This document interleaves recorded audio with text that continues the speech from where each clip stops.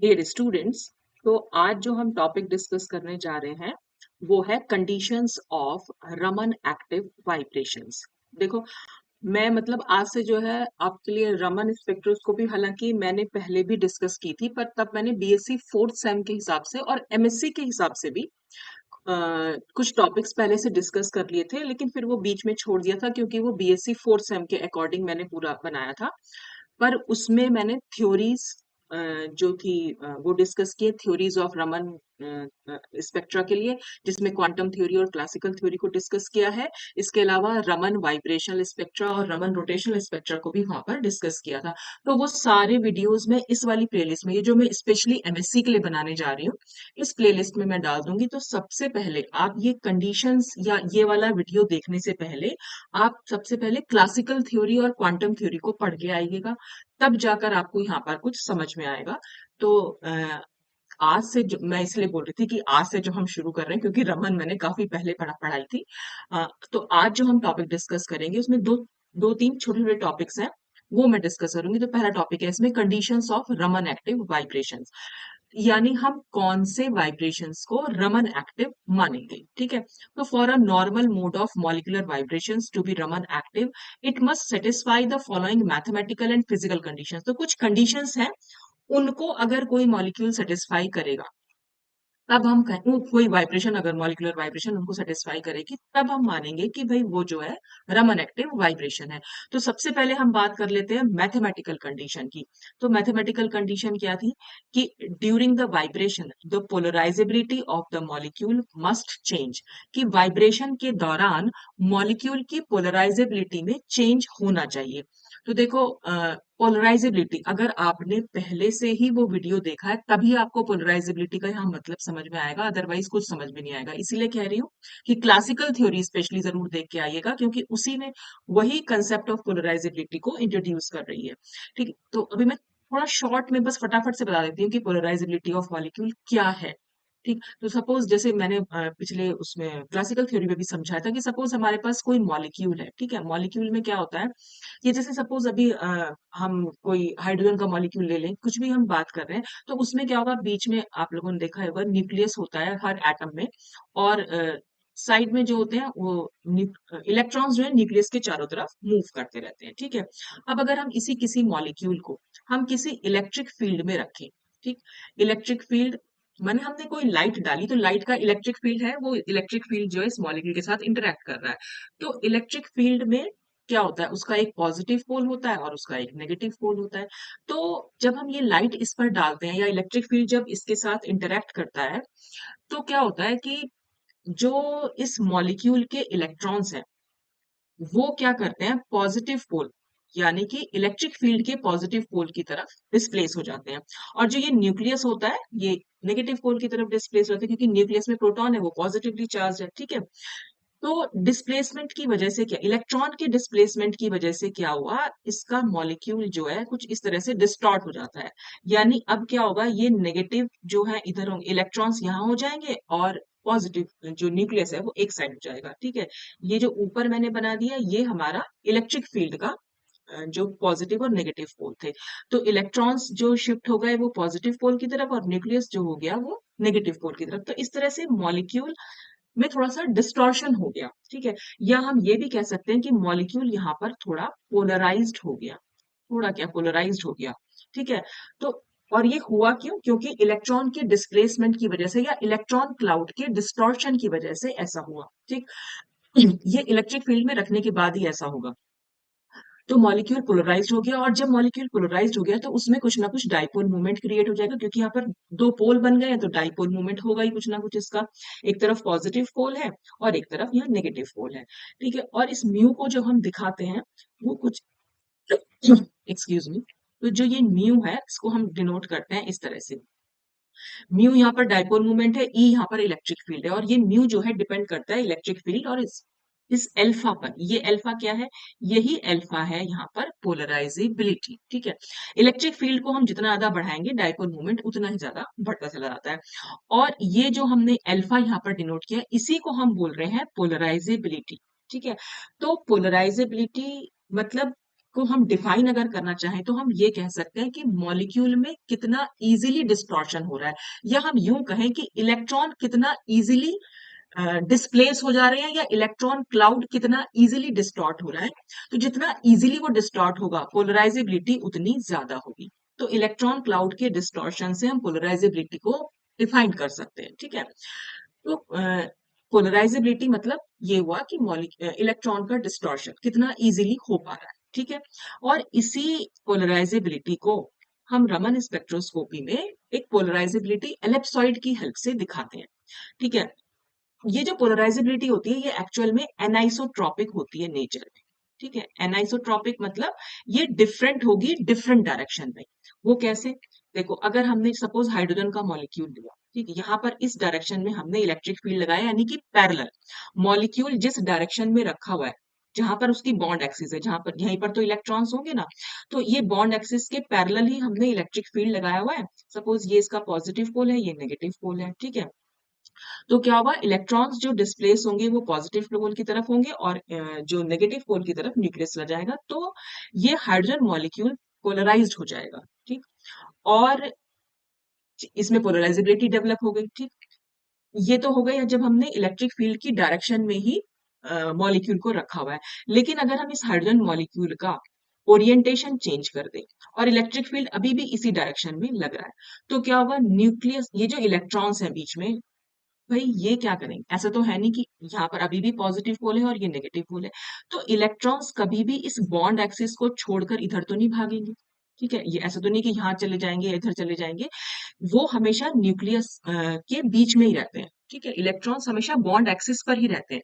जैसे यहाँ पर थे ये, इस केस में इलेक्ट्रॉन्स इन दोनों न्यूक्लियाई के बीच में, तो इसी डायरेक्शन में, तो इस डायरेक्शन में तो वो इजीली मूव कर सकते हैं, जब इलेक्ट्रिक फील्ड भी इसी डायरेक्शन में लगा हुआ है और मॉलिक्यूल की बॉन्ड एक्सिस भी उसी डायरेक्शन में है, ठीक है। तब तो हम कहेंगे कि पोलराइजेबिलिटी यहाँ पर मॉलिक्यूल की ज्यादा है, ये मोर पोलराइजेबल, या पोलराइजेबिलिटी इसमें ज्यादा होगी। लेकिन इस केस में जब हाइड्रोजन को हमने वर्टिकल रख दिया, इलेक्ट्रिक फील्ड के परपेंडिकुलर रख दिया, ठीक है, इलेक्ट्रिक फील्ड हॉरिजॉन्टल डायरेक्शन में है और हमने हाइड्रोजन को वर्टिकल रख दिया, तब यहाँ पर पोलराइजेबिलिटी उतनी ज्यादा नहीं हो पाएगी, क्योंकि यहाँ पर इलेक्ट्रॉन का डिस्प्लेसमेंट उतना ज्यादा अच्छा नहीं होगा जितना कि इस केस में हो रहा। तो यहाँ पर हम कहेंगे कि इस डायरेक्शन में मॉलिक्यूल की जो है लेस पोलराइजेबिलिटी है। तो इसीलिए हम कह रहे हैं पोलराइजेबिलिटी एनाइसोट्रॉपिक होती है, वो डिफरेंट डायरेक्शन में डिफरेंट होती है, ठीक है। अब मैं बात करती कि इसी पोलराइजेबिलिटी को हम पोलराइजेबिलिटी एलिप्सॉइड की हेल्प से दिखाते हैं, यानी कि जिस डायरेक्शन में मॉलिक्यूल की पोलराइजेबिलिटी ज्यादा। देखो, इस वाले जो मैंने पहली बार में हाइड्रोजन मॉलिक्यूल बनाया, इसके लिए मैं कैसे दिखा सकती हूँ एलिप्सॉइड को, मैं ऐसे दिखा सकती हूँ, ठीक है। इस एलिप्सॉइड की शेप एग शेप की होती है, जैसे समझ लीजिए ये इसकी एक एक्सिस है जिसको हम माइनर एक्सिस बोलते हैं, जो छोटी एक्सिस है उसको माइनर एक्सिस, और ये जो मैं अब बना रही हूँ ये है मेजर एक्सिस। तो पोलराइजेबिलिटी किस डायरेक्शन में ज्यादा थी, हमने ये रखा था, और पोलराइजेबिलिटी इसी डायरेक्शन में ज्यादा थी, यानी कि हॉरिजॉन्टल डायरेक्शन में ज्यादा है। जिस डायरेक्शन में पोलराइजेबिलिटी ज्यादा होती है वो एक्सिस एलिप्सॉइड की हमेशा छोटी होती है। तो यानी माइनर एक्सिस में पोलराइजेबिलिटी ज्यादा, ठीक है। और मेजर एक्सिस वर्टिकल डायरेक्शन में तो नहीं होगी, पोलराइजेबिलिटी कम होगी, ठीक है, क्योंकि हमारा जो इलेक्ट्रिक फील्ड है वो अ, जैसा मॉलिक्यूल के पैरेलल ही रखा हुआ है, बॉन्ड एक्सिस के पैरेलल रखा हुआ है, तो इसलिए वर्टिकल डायरेक्शन में कम होगी। जिस डायरेक्शन में अल्फा कम होती है, यानी पोलराइजेबिलिटी कम होती है, वो एक्सिस हमेशा बड़ी होती है। यानी मेजर एक्सिस के अलोंग हमेशा पोलराइजेबिलिटी कम होगी और माइनर एक्सिस के अलोंग पोलराइजेबिलिटी हमेशा ज्यादा होगी। बस ये थोड़ा सा बेसिक था जो आपको पता होना चाहिए। अब हम बात करेंगे अपने मैथमेटिकल कंडीशन की, ठीक है। तो बाकी मैं क्लासिकल थ्योरी में बहुत अच्छे से समझाया हुआ है, तो आप उसको जरूर पढ़ के आइएगा बेटा। तो हम ये कह रहे हैं मैथमेटिकल कंडीशन ये बोलती है कि during the vibration the polarisability of the molecule must change, polarisability में चेंज होना चाहिए। ये रमन एक्टिव वाइब्रेशन की पहली कंडीशन है।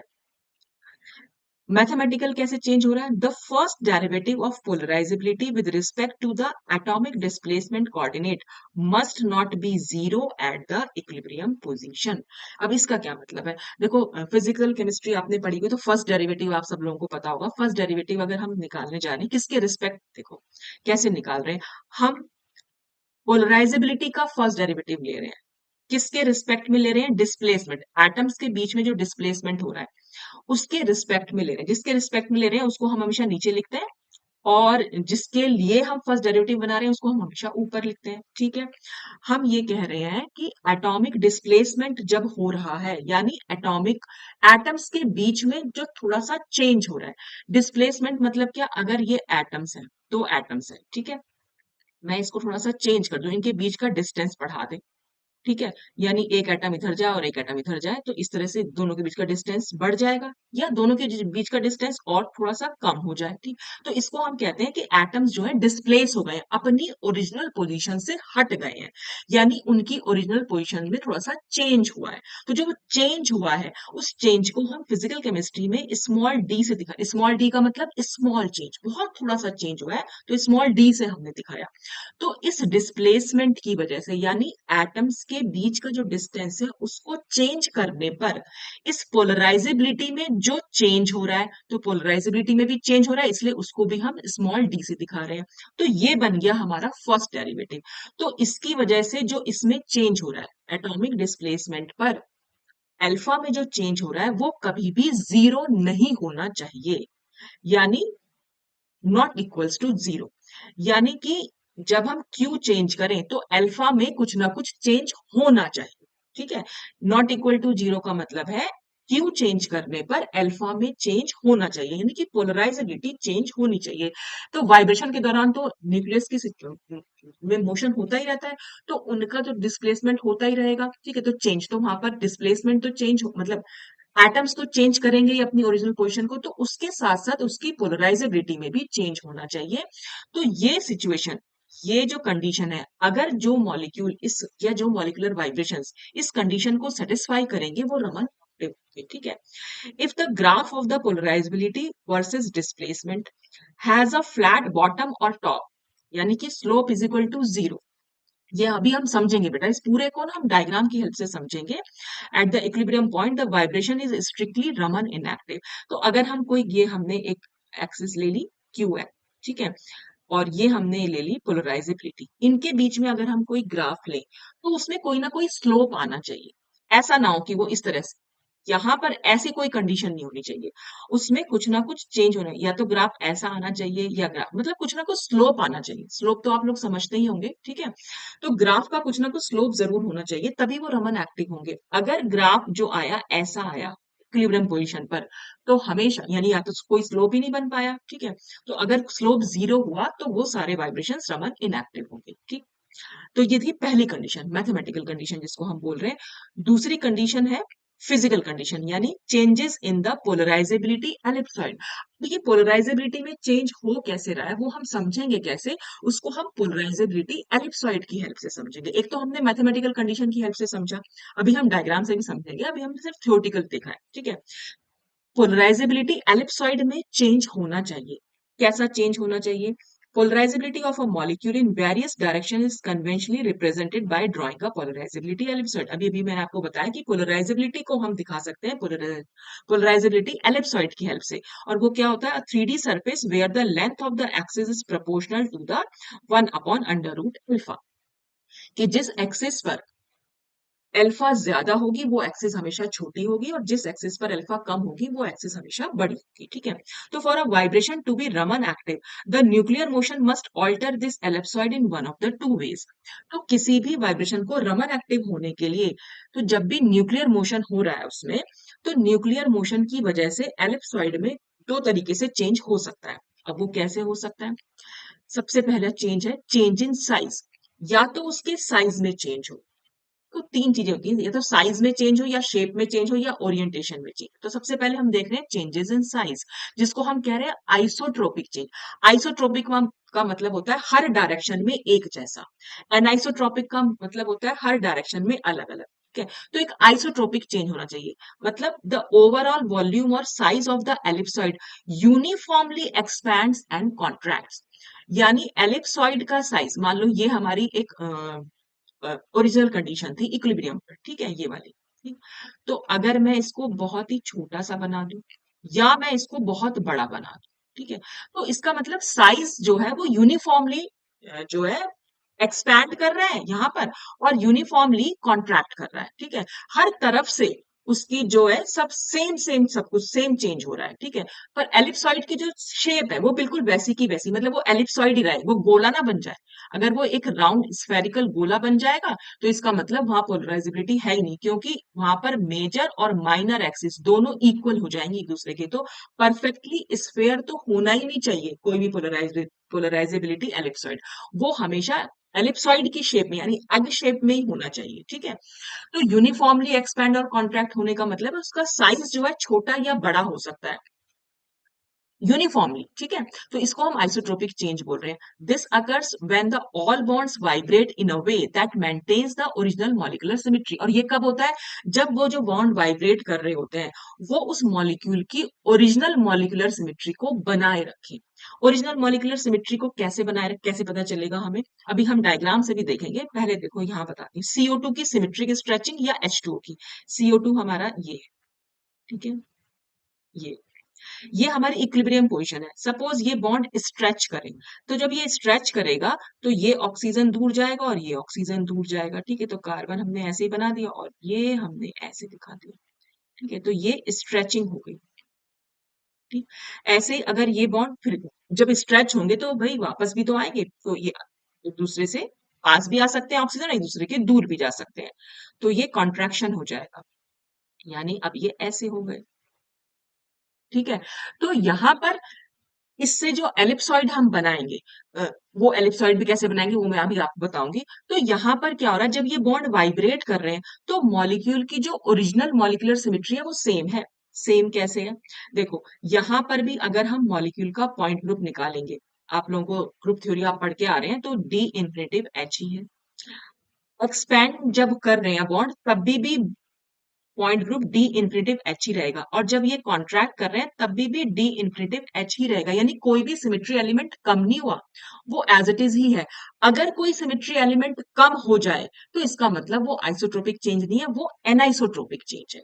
तो कोई भी वाइब्रेशन अगर उसकी ओरिजिनल मॉलिक्यूलर सिमेट्री को मेंटेन कर रहा है, और इस बात का मतलब ये है, इसको आप दो तरीके से समझ सकते हैं। या तो आप ऐसे समझ लीजिए कि कोई भी उस वाइब्रेशन के दौरान उसका पॉइंट ग्रुप चेंज नहीं होना चाहिए, या फिर आप ये कह सकते हैं कोई भी सिमेट्री एलिमेंट, जो भी हम सिमेट्री एलिमेंट्स पढ़ते आए हैं कि एक्सिस ऑफ सिमेट्री हो गया या सेंटर ऑफ इन्वर्जन हो गया, ये सब कुछ जो है उसमें कोई भी एलिमेंट कम नहीं होना चाहिए। तो जो ओरिजिनल मॉलिक्यूल में जितने सिमेट्री एलिमेंट थे वो सब वाइब्रेशन के दौरान बने रहने चाहिए। अगर कोई भी सिमेट्री एलिमेंट कम हो जाएगा तो इसका मतलब वहां पर उसकी ओरिजिनल मॉलिक्यूलर सिमेट्री जो है वो खत्म हो जाएगी, ठीक है। तो इसकी वजह से हमें मिलती है, तो ये आइसोट्रोपिक चेंज है, और इसकी वजह से पोलराइजेबिलिटी एलिप्सॉइड में चेंज, उसके साइज में चेंज होता है। साइज हमेशा बढ़ता है या घटता है?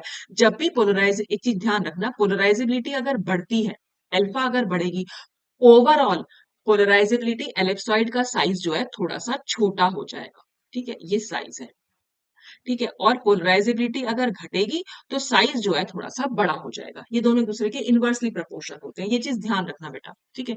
और इसकी वजह से क्या होगा? It produces polarized Raman lines. अब ये पोलराइज्ड और डीपोलराइज्ड रमन लाइंस क्या होती है ये तो हम नेक्स्ट वीडियो में पढ़ेंगे, बस इससे ध्यान रखना कि इसकी वजह से हमें पोलराइज्ड रमन लाइंस मिलती हैं। तो ये हो गया change in size, polarisability ellipsoid का साइज यहाँ पर चेंज होगा। और कैसे चेंज होगा वो अभी हम देखेंगे डायग्राम की हेल्प से। अब है चेंज इन शेप और ओरिएंटेशन। ओरिएंटेशन मतलब डायरेक्शन, एलिप्सॉइड की डायरेक्शन में भी चेंज हो या उसकी शेप में चेंज हो।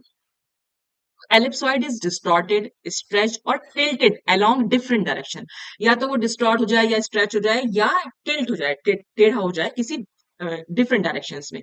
तो this occurs when vibration breaks the original molecular symmetry. और ये कब होता है?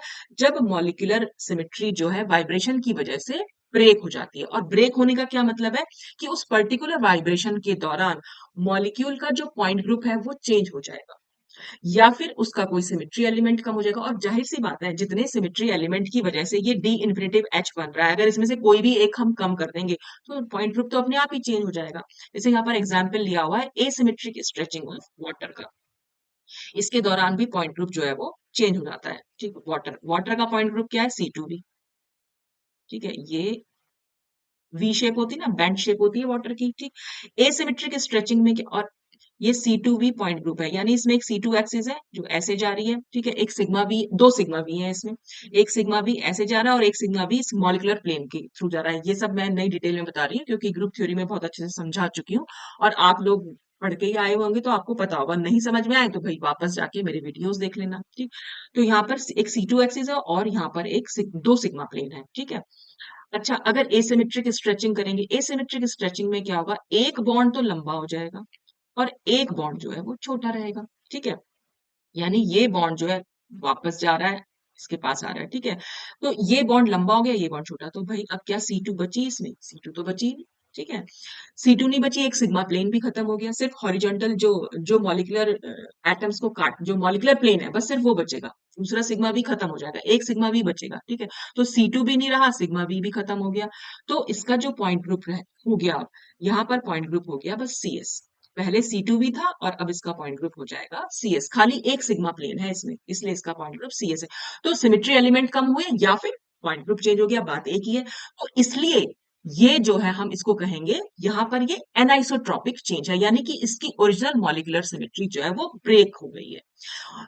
तो यहाँ पर भी एलिप्सॉइड की जो ओरिएंटेशन है वो चेंज हो जाएगा, ठीक है। कैसे होगा वो अभी हम देखते हैं।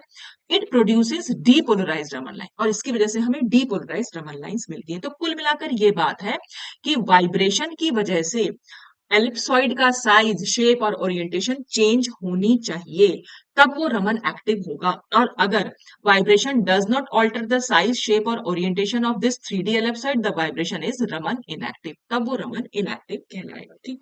अब हम देख लेते हैं डायग्राम अपना, जिसकी हेल्प से हम अपनी मैथमेटिकल कंडीशन को भी समझेंगे और ये जो हमारी फिजिकल कंडीशन है उसको भी देखेंगे। देख, सबसे पहले हम बात कर लेते हैं CO2 की। सबसे पहले हम पोलराइजेबिलिटी में चेंज देखेंगे, ठीक है, मैथमेटिकल कंडीशन बाद में डिस्कस कर रहे हैं। सपोज ये यहाँ पर लिखा हुआ है, देखो ये अगर तुम्हें नहीं दिख रहा हो ना तो देखना, यहाँ पर ν1 लिखा है और ये है सिमेट्रिक स्ट्रेचिंग मोड। ये जो बीच में दिखाई हुई है मिडिल में, ये होती है हमारी इक्विलिब्रियम पोजीशन। यहाँ पर मॉलिक्यूल की कोई ना कोई पोलराइजेबिलिटी होगी तो उसको हमने इस पोलराइजेबिलिटी एलिप्सॉइड से दिखाया हुआ है, ठीक है। अब बॉन्ड में जब हम ये सिमेट्रिक स्ट्रेचिंग दिखा रहे हैं, सिमेट्रिक स्ट्रेचिंग का मतलब है दोनों ऑक्सीजन इस कार्बन से एक टाइम पर दूर जाएंगे और एक टाइम पर पास आएंगे, ठीक है। जब वो एक दूसरे से दूर जाएंगे तो हमारा ये कुछ इस तरह से स्ट्रेचिंग हो जाएगी बॉन्ड में, ठीक है। तो ये सिमेट्रिक स्ट्रेचिंग कहलाती है, स्ट्रेचिंग हो जाएगी, ठीक है। एक्सपैंड करेंगे बॉन्ड, यानी कार्बन और ऑक्सीजन के बीच का डिस्टेंस जो है वो बढ़ जाएगा, ठीक। अब इसके में क्या होगा, इसमें क्या होगा, जब कार्बन और ऑक्सीजन के बीच का डिस्टेंस बढ़ेगा तो आप खुद सोचो, जो यहाँ पर बीच में इलेक्ट्रॉन थे कार्बन ऑक्सीजन के, अब उन पर, इन कार्बन और ऑक्सीजन का जो अट्रैक्शन है, यानी जो उनकी ग्रिप है इन इलेक्ट्रॉन पर, थोड़ी सी कम हो जाएगी, ठीक है। यानी न्यूक्लियाई की जो पकड़ है, इन कार्बन ऑक्सीजन न्यूक्लियाई की जो इलेक्ट्रॉन पर पकड़ है वो थोड़ी सी कम हो जाएगी। तो जब वो कम हो जाएगी तो ये, और हमने इलेक्ट्रिक फील्ड लगाया हुआ है, ठीक है, तो भाई ये इलेक्ट्रॉन तो बहुत इजीली डिस्प्लेस हो जाएंगे क्योंकि न्यूक्लियस के अट्रैक्शन में उतना नहीं है जितना कि यहाँ पर थे ओरिजिनली जब थे, ठीक है। क्योंकि अब बॉन्ड का, क्योंकि दोनों एटम्स के बीच का यानी न्यूक्लियाई के बीच का जो डिस्टेंस है वो बढ़ गया है। जब डिस्टेंस बढ़ जाता है दो न्यूक्लियाई के बीच का, तो जो इलेक्ट्रॉन्स हैं उन पर न्यूक्लियाई की पकड़ जो है थोड़ी सी कम हो जाती है, ठीक है, या उस पर कह लो उन पर अट्रैक्शन थोड़ा सा कम हो जाता है। तो अब इलेक्ट्रॉन्स जो है बहुत इजीली जो है पोलराइज, मतलब डिस्प्लेस हो सकते हैं, या इलेक्ट्रॉन क्लाउड जो है वो इजीली डिस्टॉर्ट हो सकता है। तो जितना इजीली इलेक्ट्रॉन डिस्प्लेस हो सकते हैं उतना पोलराइजेबिलिटी बढ़ जाती है, क्योंकि पोलराइजेबिलिटी कैसे अराइज हुई थी, इलेक्ट्रॉन की डिस्प्लेसमेंट की वजह से।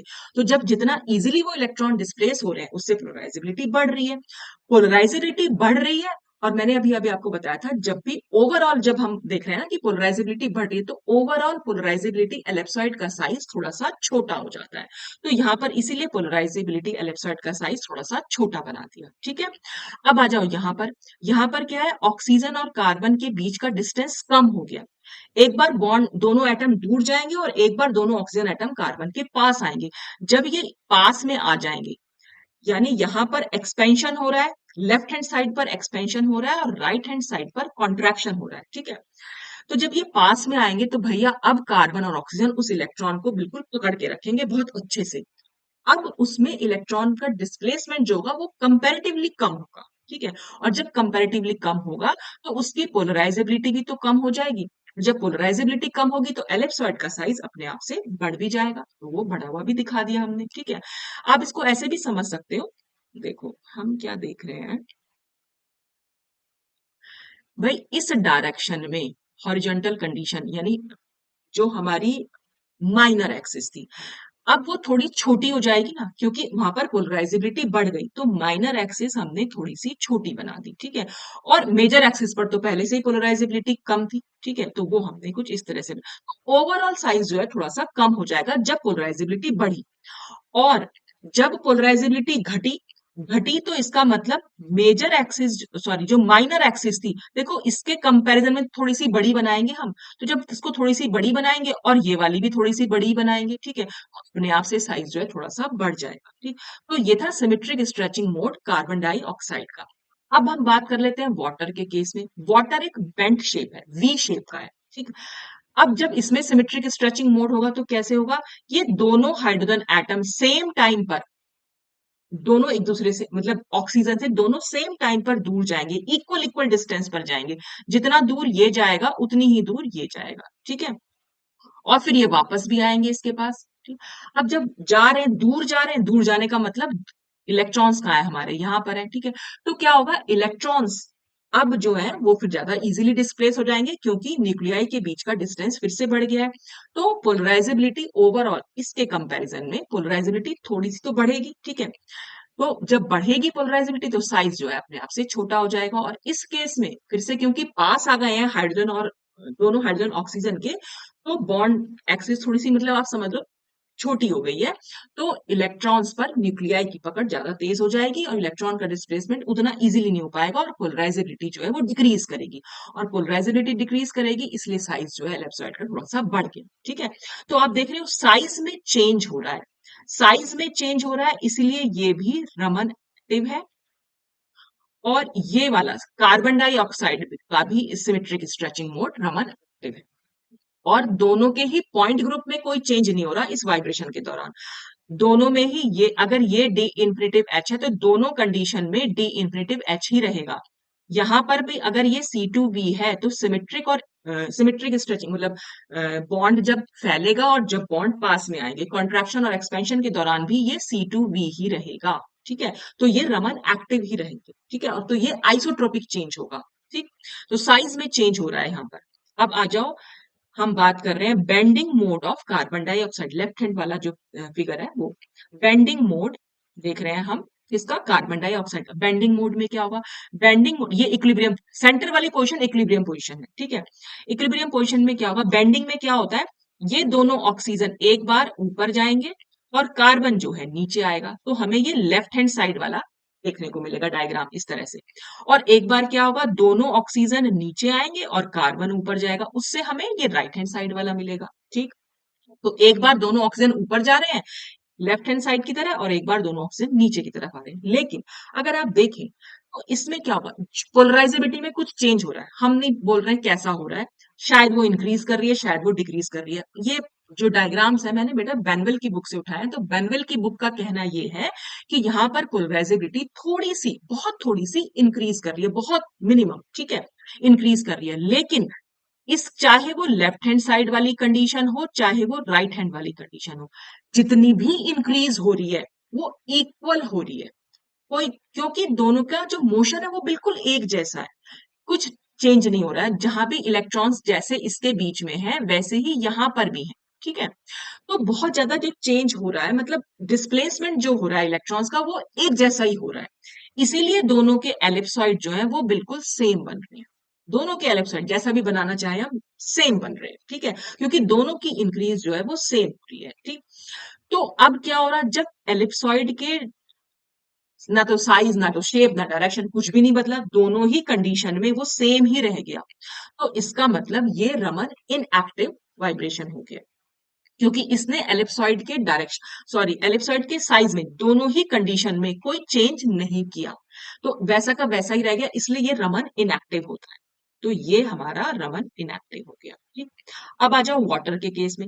वाटर के केस में क्या होगा, देखो अच्छा एक और चीज भी हम यहाँ समझ सकते हैं, पोलराइजेबिलिटी में कोई चेंज हमें नहीं दिख रहा है, क्योंकि देखो यहाँ पर डी इंफिनिटिव एच था, ठीक।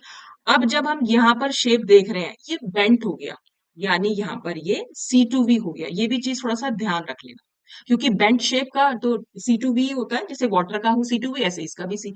तो यहाँ पर जो है पॉइंट ग्रुप पे चेंज हो गया है, ठीक है।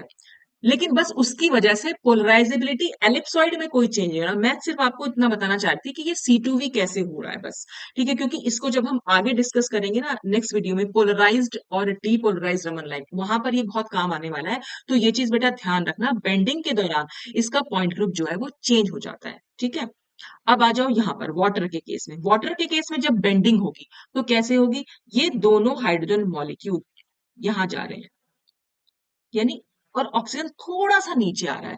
आप ये इससे हमें ये वाली कंडीशन मिलेगी, हम इसको ऐसे समझ सकते हैं, ये वाली कंडीशन मिल गई थी। यहाँ पर क्या हुआ, मॉलिक्यूल थोड़ा सा लीनियर की तरफ जा रहा है, आप ये कह सकते हैं। यहाँ पर वी शेप था, सेंट्रल जो इक्विलिब्रियम पोजीशन है वहां पर वी शेप या पेंट शेप में था।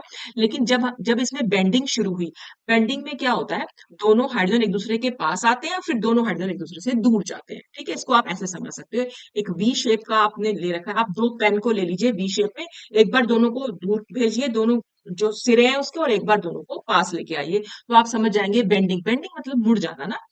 तो एक बार दोनों हाइड्रोजन एक दूसरे से दूर जाएंगे, आप खुद से देखना, जब दोनों पेन आपने ले रखे हैं वी शेप में आपने लगा रखा है, देखो ये आपने सपोज यहाँ पर दो पेन लिए हुए हैं, ठीक है।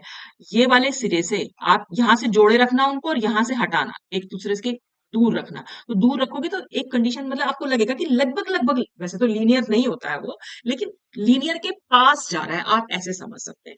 तो जब वो लीनियरिटी की तरफ जा रहा होता है, और लीनियर मॉलिक्यूल में पोलराइजेबिलिटी ज्यादा होगी, क्योंकि वो देखो जैसे कार्बन डाइऑक्साइड का केस था, भाई हाइड्रोजन को जब हमने ऐसे रखा हुआ है, ये बिल्कुल इस डायरेक्शन में रखा हुआ है, हमने ये इलेक्ट्रिक फील्ड ऐसे लगा हुआ है, तो भाई ये बॉन्ड एक्सिस के अलोंग ही इलेक्ट्रॉन्स मूव कर सकते हैं।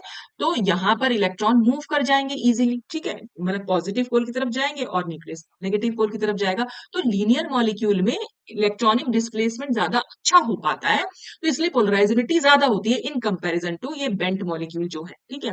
तो यहाँ पर अब कह सकते हैं कि इस डायरेक्शन में हमारी पोलराइजेबिलिटी बढ़ जाएगी, यानी हॉरिजॉन्टल डायरेक्शन में हमारी पोलराइजेबिलिटी बढ़ गई, इसलिए हमने इसे माइनर एक्सिस से दिखा दिया, ठीक है। और वर्टिकल में तो कम है ही, तो वर्टिकल के लिए कम है, तो इसलिए ये मेजर एक्सिस बन गई।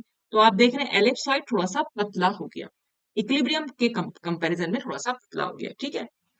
अब आ जाओ, जब हम यहाँ पर बेंड होगा, यानी कि दोनों हाइड्रोजन मॉलिक्यूल एक दूसरे के पास आएंगे, तो आप भी खुद से कभी जब ये दोनों पेन को पास में लाके देखोगे, तो एक ऐसा आपको महसूस होगा कि भाई ये कुछ इस तरह का स्ट्रक्चर हो गया, यानी एक डाई एटॉमिक मॉलिक्यूल बन गया, कि हाइड्रोजन इतने पास आ गए हैं कि वो देखने में लग रहे हैं कि वो हाइड्रोजन जो है, मतलब एक डाई एटॉमिक मॉलिक्यूल बन गया, जैसे कि हमने हाइड्रोजन को ऐसे रखा हुआ दिखाया था। होता नहीं है डाई एटॉमिक, लेकिन इस तरह की कंडीशन, मतलब इस तरह से आप इमेजिन कर सकते हैं कि वो डाई एटॉमिक मॉलिक्यूल की तरफ जा रहा है, आप ऐसे समझ सकते हैं। अब देखो इस डायरेक्शन में क्या है, अभी भी हमने इलेक्ट्रिक फील्ड ऐसे ही लगाया हुआ है, लेकिन अब इस डायरेक्शन में तो हमारी पोलराइजेबिलिटी बहुत ही कम हो जाएगी, क्योंकि यहाँ तो इलेक्ट्रॉन कभी भी बॉन्ड छोड़ के भागेंगे ही नहीं, तो पोलराइजेबिलिटी सबसे कम हो जाएगी, ठीक है। जब सबसे कम हो गई, तो इसीलिए हमने इस एक्सिस को थोड़ा सा बड़ा करके दिखा दिया, ठीक है। यानी ये हमारी वही मेजर एक्सिस बन गई, अब ये समझ लो आप एक तरीके से, क्योंकि यहाँ पर पोलराइजेबिलिटी सबसे कम है, तो इसलिए ये मेजर एक्सिस बन गई। और भाई वर्टिकल डायरेक्शन में, क्योंकि इलेक्ट्रिक फील्ड ऐसे लगा हुआ है, तो वर्टिकल डायरेक्शन में भी कम होगी, लेकिन इस हॉरिजॉन्टल डायरेक्शन के कंपैरिजन में तो थोड़ी सी ज्यादा होगी। तो इसीलिए इस वाली एक्सिस को हम यहाँ माइनर बोल सकते हैं। दोनों एक्सिस, ये छोटी एक्सिस है और ये वाली बड़ी एक्सिस है, इसलिए इसकी शेप जो है इस तरीके की हो गई। तो यानी कि आपने देखा, दोनों बेंडिंग वाइब्रेशन, मतलब दोनों मोड जब हम यूज कर रहे हैं, लेफ्ट हैंड साइड वाला भी और राइट हैंड साइड वाला भी, दोनों में इसकी शेप चेंज हो रही है एलिप्सॉइड, ठीक है। एलिप्सॉइड की शेप चेंज हो रही है, लेकिन यहाँ पर पॉइंट ग्रुप चेंज नहीं हो रहा है, यहाँ पर भी C2B ही रहेगा, ये भी C2B ही रहेगा, और ये भी C2B ही रहेगा। तो ये एक आइसोट्रोपिक चेंज होगा। इसको ऐसे मत समझ लेना कि शेप में चेंज हो गया तो ये एनाइसोट्रोपिक हो गया, क्योंकि एलिप्सॉइड अपनी जगह पर ही खड़ा हुआ है, वो उसको टिल्ट नहीं हुआ है कहीं पर भी, ठीक है। वो अपनी जगह पर खड़ा हुआ है, पॉइंट ग्रुप में भी कोई चेंज नहीं हुआ है, तो इसलिए यहाँ पर सिर्फ शेप चेंज हुई है, तो ये भी हमारा रमन एक्टिव होगा, वाइब्रेशन। ठीक है। अब हम आ जाते हैं एसिमेट्रिक स्ट्रेचिंग मोड में। Asymmetric stretching mode carbon dioxide का। Carbon dioxide asymmetric stretching mode क्या होगा कि एक ऑक्सीजन तो इसके पास आ रहा है, ठीक है, और दूसरा ऑक्सीजन इससे दूर जा रहा है। देखो ये एरो बना रखा है ना, एक ऑक्सीजन इसके पास आ रहा है और दूसरा ऑक्सीजन इससे बहुत दूर जा रहा है, ठीक है। तो क्या हो रहा है ओवरऑल, यहाँ पर ऐसे देख रहे हैं, और जब हम राइट हैंड साइड में जा रहे हैं तो जो ऑक्सीजन यहाँ पर पास आ रहा था अब वो दूर जा रहा है और दूसरा वाला ऑक्सीजन इसके पास में आ रहा है। तो आप देखें दोनों ही एसिमेट्रिक मोड में आप ये देखेंगे कि पोलराइजेबिलिटी में, भाई अगर इस बॉन्ड की वजह से पोलराइजेबिलिटी बढ़ रही है तो इस बॉन्ड की वजह से कम भी तो हो रही है। जब भी बॉन्ड फैलेगा तो हमेशा पोलराइजेबिलिटी बढ़ेगी और दूसरे की वजह से घट रही है क्योंकि वो पास में आ रहे हैं। ऐसा ही तो ठीक यहाँ पर भी हो रहा है, इसकी वजह से पोलराइजेबिलिटी अगर बढ़ रही है तो इसकी वजह से पोलराइजेबिलिटी घट रही है। यानी दोनों ही चीजों में पोलराइजेबिलिटी में जो भी चेंज हो रहा है, ओवरऑल जो भी चेंज हो रहा है, तो बैनवेल की बुक के अकॉर्डिंग यहाँ थोड़ा सा डिक्रीज होती है, ठीक है, लेकिन वो डिक्रीज दोनों तरफ इक्वल हो रही है। यहां पर भी सेम हो रहा है और यहां पर भी सेम हो रहा है, इसलिए दोनों के एलिप्सॉइड में कोई चेंज नहीं आया, दोनों का एलिप्सॉइड सेम दिखा रखा है, ठीक है। तो जब सेम दिखा रखा है तो इसलिए यहां पर हम ये कहेंगे एलिप्सॉइड में कोई चेंज नहीं है, तो ये भी हमारा इनएक्टिव ही रहेगा, ठीक है। तो ये वाला भी हमारा कार्बन डाइऑक्साइड का एसिमेट्रिक स्ट्रेचिंग मोड भी हमारा इनएक्टिव रहता है, ठीक। अब हम आ जाते हैं इस bending sorry asymmetric stretching mode हम वाटर का देखें। और वाटर के केस में क्या रहेगा, तो वाटर के केस में यहां पर एसिमेट्रिक स्ट्रेचिंग कैसे हो रही है कि ये हाइड्रोजन जो है दूर जा रहा है और ये हाइड्रोजन थोड़ा सा पास में आ रहा है, ठीक। और यहां पर ये हाइड्रोजन थोड़ा सा दूर जा रहा है और ये हाइड्रोजन थोड़ा सा पास में आ रहा है। अब देखो यहां पर हमारे इलेक्ट्रॉन्स हैं, ठीक है, इलेक्ट्रॉन्स जब फैलेगा बॉन्ड, तो जब वो फैलेगा बॉन्ड तो यहाँ इस डायरेक्शन में अल्फा जो है बढ़ेगी और यहाँ पर क्योंकि पास में आ रहे हैं तो अल्फा जो है थोड़ी सी कम होगी। अब इसके अकॉर्डिंग मैं एलिप्सॉइड बनाने की ट्राई करूं तो देखो ये वाली जो डायरेक्शन है यहाँ पर अल्फा जो है बढ़ रही है, तो इसलिए ये हमारी माइनर एक्सिस हो गई। और इस वाली डायरेक्शन में क्योंकि अल्फा थोड़ी सी कम हो रही है तो इसीलिए ये हमारी मेजर एक्सिस हो गई, ठीक है। और ऐसा ही हम यहाँ भी कह सकते हैं, यहाँ पर अल्फा ज्यादा है इसलिए ये हमारी माइनर एक्सिस है, और यहाँ पर अल्फा जो है कम है इसीलिए ये हमारी मेजर एक्सिस है, ठीक है। मेजर में कम होती है पोलराइजेबिलिटी, माइनर में ज्यादा होती है, मतलब इसको हम शो ऐसे करते हैं। तो आप देख रहे हैं दोनों एलिप्सॉइड की डायरेक्शन चेंज हो रही है, यानी एलिप्सॉइड का ओरिएंटेशन चेंज हो रहा है।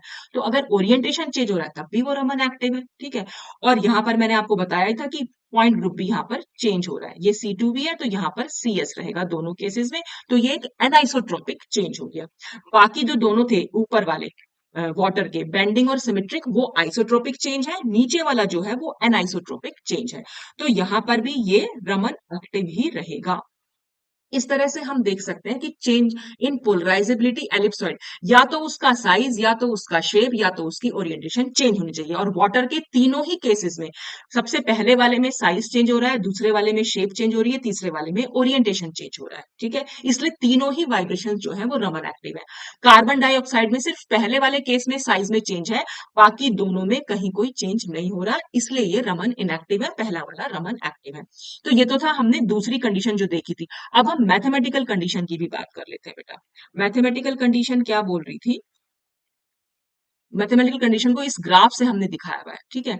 मैथमेटिकल कंडीशन थी D alpha upon d Q और नॉट इक्वल टू जीरो, यानी इक्विलिब्रियम पर पोलराइजेबिलिटी में कोई चेंज होना चाहिए, यानी इक्विलिब्रियम पोजीशन पर कोई ना कोई हमें ग्राफ का स्लोप मिलना चाहिए। देखो ये हमने दिखा रखा है ऐसे ग्राफ, ये जो जाई यहाँ पर ना जाई लिखा है क्योंकि बेनवेल की बुक में इस डिस्प्लेसमेंट को जाई से शो कर रखा है, आप चाहे तो यहाँ पर क्यू लिख देना, ठीक है। तो यहाँ पर क्या है क्यू जो दिखा रहा है पॉजिटिव डायरेक्शन में, हम क्या देखो अब यहाँ पर हमारी पोलराइजेबिलिटी जो है वो इंक्रीज कर रही है, यहाँ पर इसमें पोलराइजेबिलिटी डिक्रीज कर रही है, ठीक है। ये जो जीरो है यहाँ पर जीरो लिखा है मिडिल में ना, यहाँ बिल्कुल जीरो लिखा हुआ है, तो जीरो का मतलब है ये वाली कंडीशन, ठीक है, बीच वाली जो मिडिल वाली कंडीशन है, ठीक। अब हमने क्या करा, यहाँ पर बॉन्ड को स्ट्रेच करवाया, तो स्ट्रेच करने पर पोलराइजेबिलिटी यहां से यहां तक ये पोलराइज ये जो सॉरी ये यहां पर है और ऐसे, ठीक है, ये जीरो वाली कंडीशन है और ये है अल्फा, यानी पोलराइजेबिलिटी को हम दिखा रहे हैं। तो हमने एक पर्टिकुलर कुछ पोलराइजेबिलिटी की वैल्यू थी इक्विलिब्रियम पोजीशन पर, तो हमने इसको डिनोट कर दिया कि ये अल्फा जीरो है। ठीक है, अब जब हमने बॉन्ड को स्ट्रेच करवाया तो पोलराइजेबिलिटी बढ़ी, और बढ़ी तो इसका मतलब हम पोलराइजेबिलिटी को ऐसे दिखा सकते हैं कि ये बढ़ रही है इधर की साइड को। ठीक है, तो ये जो राइट हैंड साइड वाला पोर्शन है, ये जो ये दिखा रहा है, ये जो इधर वाला, ये दिखा रहा है पोलराइजेबिलिटी का बढ़ना। आप देखो पहले पोलराइजेबिलिटी इक्विलिब्रियम पोजीशन पर इतनी थी, फिर जैसे जैसे हमने स्ट्रेचिंग कराई पोलराइजेबिलिटी बढ़ती चली जा रही है, देख रहे हैं ना आप, इस तरह से ये बढ़ती चली जा रही है। ठीक, और अगर हम लेफ्ट हैंड साइड वाली साइड देखें, यहां पर इधर की साइड देखें अगर आप, तो यानी कि इस डायग्राम का जो ये है राइट हैंड साइड वाला पोर्शन है, इस डायग्राम में वो माइनस क्यू से दिखाया हुआ है। ठीक है, ये वाला पोर्शन लेफ्ट हैंड साइड वाला इस ग्राफ में प्लस क्यू से दिखाया हुआ है। एक चीज तो ये ध्यान रख लेना, प्लस क्यू मतलब स्ट्रेचिंग, और यहां पर माइनस क्यू मतलब बॉन्ड का सिकुड़ जाना। ठीक है, कॉन्ट्रैक्शन। ठीक, तो इस केस में क्या था, पोलराइजेबिलिटी डिक्रीज कर रही है, तो जब यहां पर माइनस क्यू में पोलराइजेबिलिटी डिक्रीज करेगी, ये इक्विलिब्रियम पोजीशन है तो इक्विलिब्रियम पोजीशन से डिक्रीज कर रही है, तो भाई वो ग्राफ नीचे आ जाएगा। ठीक, तो आप देख रहे हैं इक्विलिब्रियम पोजीशन पर हमारा एक स्लोप बन के आ रहा है, यानी स्लोप की कुछ ना कुछ वैल्यू है, ये स्लोप हमारा बन के आ रहा है यहाँ पर। तो स्लोप को हम कैसे दिखाते हैं, d alpha upon d q is not equal to zero. यहाँ पर स्लोप की कुछ ना कोई स्लोप बन रहा है, स्लोप यहाँ पर जीरो नहीं है, ये स्लोप को ही तो दिखाता है।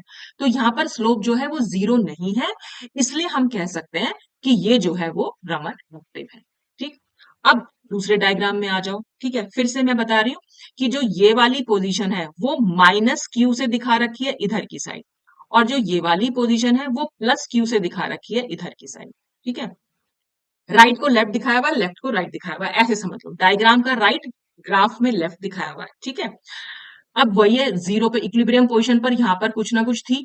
ठीक, लेकिन देख रहे हो आप दोनों साइड क्योंकि पोलराइजेबिलिटी में कोई चेंज नहीं हुआ, तो आप देख रहे हो इक्विलिब्रियम पोजीशन पर अगर हम एक ये हॉरिजॉन्टल लाइन की जो जो हम पैराबोला बन के आ रहा है यहाँ पर, हॉरिजॉन्टल लाइन यहाँ पर बनाए रखी है। हॉरिजॉन्टल लाइन का मतलब क्या हुआ, यहाँ पर जो ग्राफ है हमारा वो कुछ ऐसा आ रहा है, उसमें कोई स्लोप नहीं बन रहा। स्लोप बनने का मतलब था इस तरह से बन के आना।